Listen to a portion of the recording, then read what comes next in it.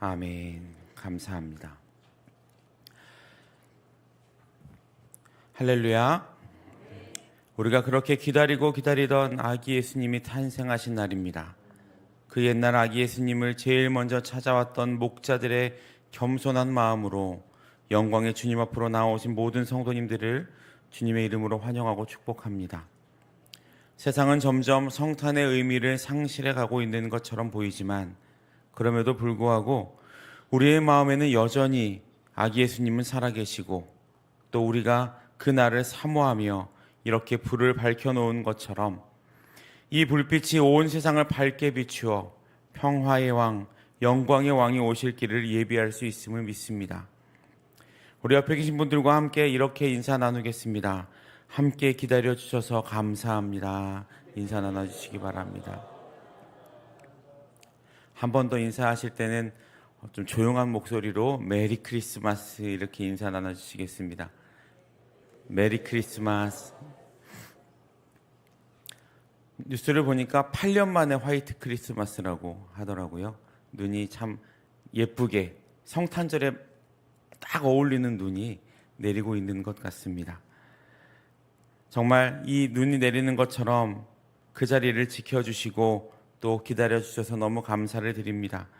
세상은 여전히 소란스럽습니다. 여전히 전쟁은 계속되고 있고 여전히 많은 사람들은 전쟁 속에서 재난 속에서 죽어가고 있습니다. 그리고 어려움을 당하고 있습니다. 우리의 삶도 여전히 진행 중입니다. 내 앞에 많은 문제들이 성탄절이라고 해서 잠시 멈추어지거나 사라지지는 않습니다. 이 사실은 세상에 많은 사람들이나 우리나 다 똑같습니다. 하지만 우리가 세상과 다른 점이 있다면 이 성탄절을 통해 우리가 아기 예수님을 또 이 땅의 독생자 예수 그리스도를 보내신 하나님의 마음을 더 깊이 알아가고 우리 앞에 있는 어려움과 걱정들 속에서도 하나님께 소망을 둘 수 있다는 것일 겁니다. 요즘에는 성탄절에도 종교색을 드러내는 것을 좀 꺼려합니다. 예전에 한번 이슬람 테러 단체들이 성탄절을 기점으로 테러를 일으킨 후로 그 움직임은 더 심하게 일어났습니다. 그래서 성탄절에 우리가 방금 했던 메리 크리스마스라는 인사 대신에 해피 홀리데이라는 인사를 하자고 했던 움직임도 있었습니다. 종교색을 드러내지 말자는 겁니다. 이 성탄절도 다른 휴일들과 같은 그런 날로 보내자는 겁니다. 참 시간이 가면 갈수록 여러 가지 방법으로 이 기독교를 위축시키는 움직임들을 보면서 마음이 불편하기도 하고 슬프기도 하지만 또 한편으로는 우리 기독교, 이 예수 그리스도가 정말 진리이긴 한가 보다라는 생각이 들기도 합니다. 그 진리 되신 예수 그리스도를 또 아기 예수가 우리의 주님이 되심에 더욱더 감사하시는 이 성탄절이 되시기를 소망합니다. 오늘 본문은 우리가 참 잘 알고 있는 그리고 성탄절이 되면 꼭 한 번은 등장하는 아기 예수님과 동방박사의 내용입니다. 이 동방박사가 정확히 어떤 사람들인지 혹은 몇 명인지 우리는 정확하게 알 수는 없습니다. 하지만 연구된 바에 따르면 이들은 예수님이 살던 지역의 사람들이 아니고 고대 페르시아나 바벨론의 학자들이라고 주장되어지고 있습니다. 이 말은 이 동방박사들은 하나님을 알지 못하는 사람들이고 구약의 선지자들의 메시지도 알지 못했던 사람들이라는 겁니다. 하지만 우리가 역사적으로 잘 알고 있는 사실은 당시 페르시아나 바벨론은 점성술이나 천문학 같은 학문들이 매우 발달이 되어 있던 나라라는 것입니다. 왜냐하면 그들이 섬기는 신들이 해와 달과 별들의 신들이었기 때문입니다. 그렇게 발달된 점성술로 그들은 점을 치곤 했습니다. 예전에 우리나라도 이런 것들을 많이 했었죠. 그래서 정말 중요한 사람이 태어날 때면 하늘의 별이 빛을 비추거나 새로운 별이 생겨났다고 역사에 기록이 되어 있습니다. 또 큰 인물이 죽으면 우리는 보통 큰 별이 졌다라고 이야기를 하죠. 그것도 다 이런 이유 때문이었습니다. 그렇게 점성술을 연구한 이 학자들이 하늘의 별을 보고 연구하고 있는데 한 별이 그들의 눈에 들어왔습니다. 그리고 그 별의 위치가 그들이 있는 곳에서 서쪽에 예루살렘이라는 것을 발견하고 그 별을 따라 동방에서 예루살렘으로 오게 됩니다. 그들의 연구에 따르면 그 별처럼 밝고 크게 빛나는 별의 주인은 이 세상을 바꿀 만한 무언가, 세상을 변화시킬 엄청난 영웅이었습니다. 그래서 그 영웅을 찾기 위해 오랜 시간 동안 별을 찾아 예루살렘으로 온 것입니다. 이렇게 찾아온 예루살렘에 도착한 그 박사들은 당연히 왕궁을 찾아갔고 헤롯 왕을 만나서 모든 사정을 설명을 합니다. 그런데 그런 큰 별이었다면 당연히 왕의 자녀였을 것이라고 동방 박사들이 생각을 했던 것 같습니다.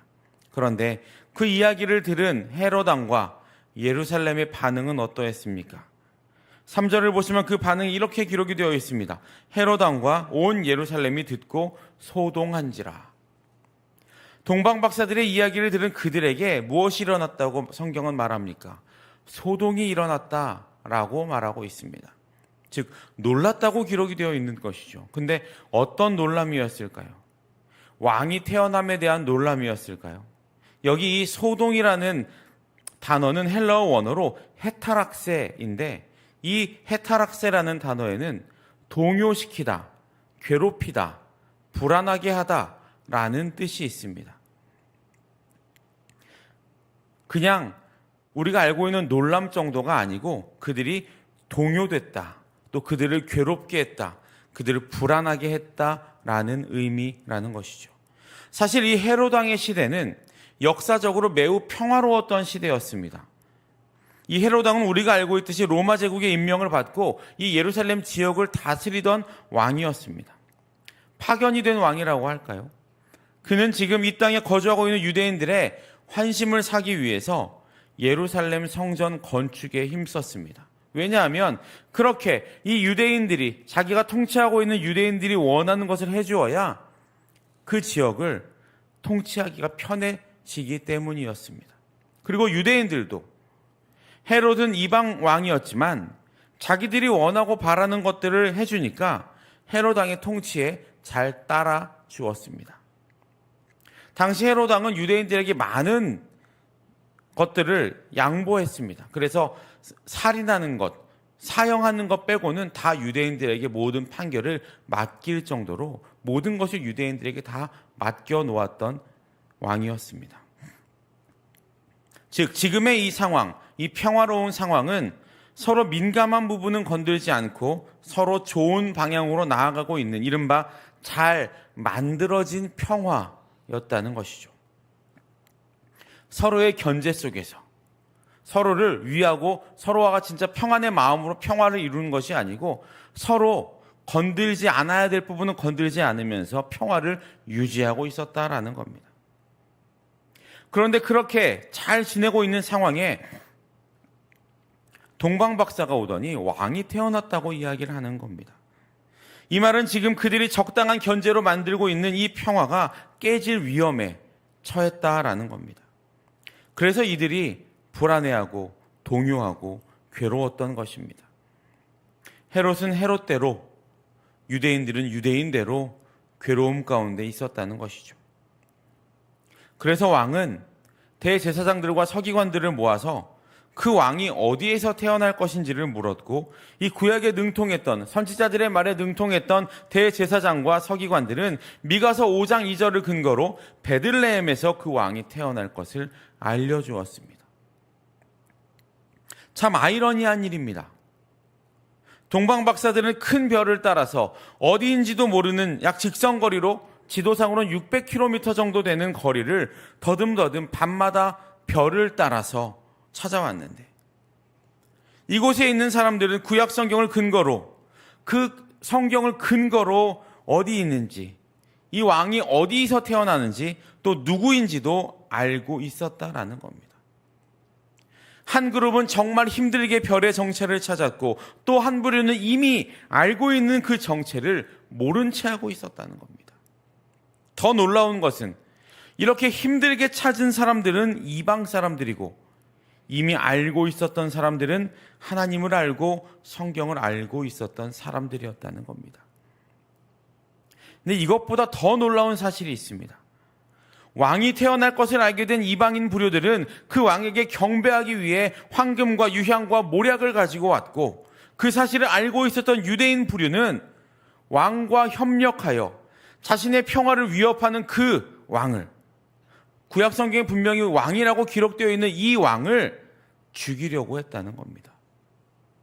더 정확하게 말하면 왕이 죽이려고 하는 그 일에 유대인들이 눈을 감았다는 겁니다. 그것을 어떻게 할 수 있습니까? 이렇게 유대인 아기들, 자신들의 동족들이 지금 죽임을 당하고 있는데도 유대인들이 아무 말도 하지 않고 가만히 있었다는 것을 보면 유대인들이 그 헤롯 왕의 살인을 눈 감아주고 있었다라는 이야기입니다. 그들은 다시 오실 메시아보다 지금 자신들의 평화가 더 중요했던 것이죠. 지금 그들은 자신을 구원할 메시아보다는 지금 자신들의 안위와 자신들의 부와 명예를 유지해 줄 수 있는 헤롯 왕이 더 필요했던 겁니다. 그들은 겉으로는 메시아를 기다렸습니다. 지금도 그 메시아를 기다리고 있습니다. 하지만 정작 메시아가 오니까 아직은 아닌데 라는 마음으로 오신 메시아를 외면한 것입니다. 이때만 외면했습니까? 아기 예수가 자라서 정말 메시아로 예루살렘으로 다시 올라와 사역하실 때, 그리고 십자가에 달리실 때 그들은 또 외면했습니다. 성경의 예언을, 그들이 알고 있는 성경의 모든 예언을, 얼마 전에 제가 말씀드렸듯이 구약의 메시아에 대한 예언이 130여 개나 있었다고 말씀을 드렸는데, 그 130여 개의 예언을 다 이루고 오셨는데도 유대인들은 예수님을 외면했습니다. 그들은 그때도, 예수님을 죽일 그때도 아직 오시면 안 되는데, 지금 오면 내가 가진 것들, 내가 소유한 모든 것들, 내가 가지고 있는 기득권들이 다 사라질 텐데 라는 마음을 가지고 있었습니다. 아기 예수님이 오실 때나 성인 예수님이 오실 때나 그들의 마음은 30년 동안 변한 게 하나도 없다라는 것이죠. 이 말은 어떤 의미입니까? 우리의 마음은 완악해서 쉽게 변하지 않는다는 겁니다. 지금 당장 결단하지 않고 나중에 한다고 말하는 것, 나중이 되어도 다 똑같이 나중으로 미루게 된다는 겁니다. 메시아를 향한 마음도 그 정도인데 다른 것들은 오죽하겠습니까? 예배는 다음부터 드릴게요. 조금 여유가 생기면 드릴게요. 상황이 조금 더 좋아지면 교회 나올게요. 봉사는 조금 더 있다가 할게요. 등등 그렇게 미루면 아마 주님 오실 때까지 그렇게 미루실 수도 있을 겁니다. 주님 오실 때도 제가 다음에 좀 바빠서, 오늘은 바빠서 다음에 다시 오겠습니다 라고 할 수도 있을 것 같습니다. 우리 마음이 그렇게 연약하고 완악합니다. 그래서 우리에게는 과감한 결단이 필요한 것입니다. 당장은 손해보는 것 같고 당장은 어려운 것 같아도 하나님이 부르실 때, 그때가 가장 좋은 때입니다. 사랑하는 모든 성도 여러분, 동방박사들과 유대인을 비롯한 헤롯 왕의 사람들은 다른 별을 보았습니까? 그렇지 않습니다. 동방박사들이나 헤롯 왕이나 유대인들이나 서기관들은 모두 다 같은 별을 보았습니다. 그 별은 양쪽 부류 사람들에게 동일하게 반짝였고 동일하게 큰 별이었습니다. 두 부류 모두에게 동방의 빛난 별이었다는 겁니다. 그런데 같은 별을 본 두 부류의 반응이 전혀 달랐습니다. 극과 극의 반응이었습니다. 그렇다면 오늘 그 큰 별을 기다리고 소망한 우리는 그 별을 어떻게 보고 계십니까? 바라기는 동방박사들처럼 우리의 모든 것을 내어드리고 나의 가장 좋은 것을 내어드리는 귀한 마음을 가진 우리가 될 수 있기를 간절히 소망합니다. 이들과 우리가 다른 점이 있다면 이 동방박사들은 아기 예수님을 몰랐고 성인이 되신 예수님의 사역을 몰랐습니다. 하지만 우리는 이제 알고 있지 않습니까? 우리가 기다리고 있는 분이 누구인지 알고 있지 않습니까? 이 예수님이 어떤 분인지, 이 땅에서 어떤 사역을 하셨는지, 우리에게 어떤 사랑을 베풀어 주셨는지 이제 우리는 알고 있지 않습니까? 그분을 아는 우리라면 이제 우리에게 오는 이 성탄절 아기 예수님의 탄생은 우리에게 최고의 기쁜 날이 되어야 할 줄로 믿습니다. 그리고 아마 그렇게 여기시며 이 날을 정성을 다해 준비하신 여러분들이신 줄도 저는 믿습니다. 세상은 이 성탄절 크리스마스가 그저 데이트하기 좋은 날, 선물 주고받는 날, 산타클로스의 날로 생각하고 아무 의미 없이 지나가는 그런 날입니다. 같은 예수님을 보아도 우리와는 다른 반응을 보이는 것이라는 이야기입니다. 하지만 우리는 이제 달라야 합니다. 그리고 달라져야 합니다. 성경의 시대에는 이방인이 선물을 가지고 기다렸고 믿는 자들은 그날에 핍박했지만 이제는 믿는 우리에게 기쁨과 소망의 날이 되어야 합니다. 감사와 행복이 넘치는 날이 되어야 합니다. 그분으로 인해 우리가 살아났고 그분으로 인해 우리가 구원을 얻었고 그분으로 인해 우리가 새 생명을, 새 삶을 얻었기 때문입니다.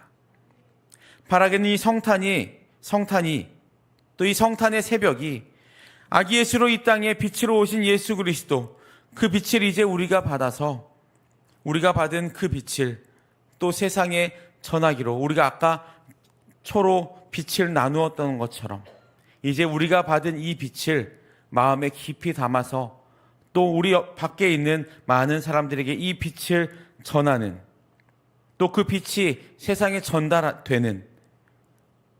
전달되기로 결단하시는 저 여러분들이 되시기를, 그리고 우리 수유동 교회가 그 빛을 전달하는 사명을 잘 감당하는 귀한 교회가 되기를 주님의 이름으로 축복합니다.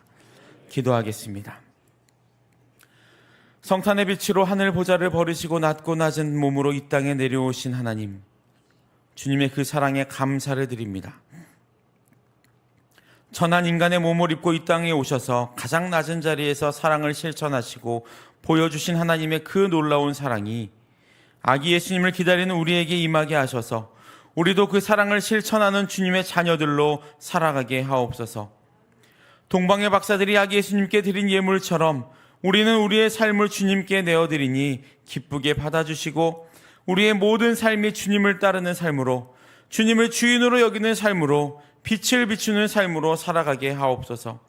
주님, 지금도 주님을 알지 못하고 성탄의 기쁨을 누리지 못하는 많은 주님의 피조물들이 있습니다. 그들에게 오늘 찾아가 주셔서 그들의 마음을 움직여 주시고 그들이 어디에 있든지 하나님의 이름을 전하는 자들을 보내어 주셔서 그들도 주님의 자녀로 거듭나는 귀한 역사가 있게 하옵소서. 지금도 전쟁으로 평화와 평안의 위협을 받으며 살아가는 많은 주님의 자녀들도 있습니다. 평화의 주님께서 그 모든 전쟁을 종식시켜 주시고 아기 예수님이 탄생하실 때의 그 고요함과 평안이 그들에게 임하게 하여 주옵소서. 주님이 새벽에 주님 전으로 나온 모든 주님의 자녀들을 기쁘게 받아 주옵소서.